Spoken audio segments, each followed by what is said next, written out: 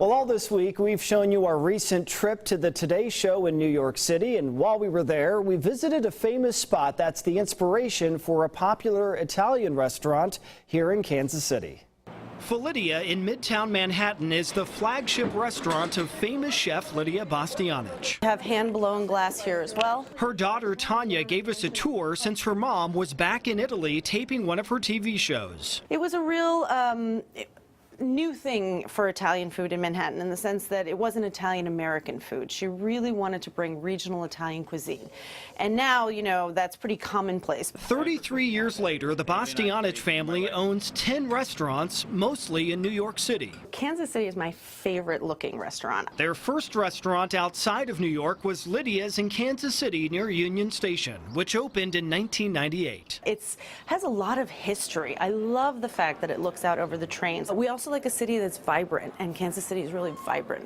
The Sicilian-born chef started working at Felidia 19 years ago, but he really likes Lidia's in Kansas City. The space is unbelievable. We wish we have half of the space they have there. The kitchen is much bigger. The food they cook at Felidia was the inspiration for what's served at Lidia's in Kansas City. The food was fresh. It was like really has the feeling of other restaurant in New York almost. It's really, really unbelievable what they do there. There are a couple of signature things. The menu items at Lidia's Kansas City are much more based out of Lidia's books. Whether it's the cookbooks or Lidia's restaurant, Kansas Cityans can get a taste of authentic Italian cuisine just like in New York.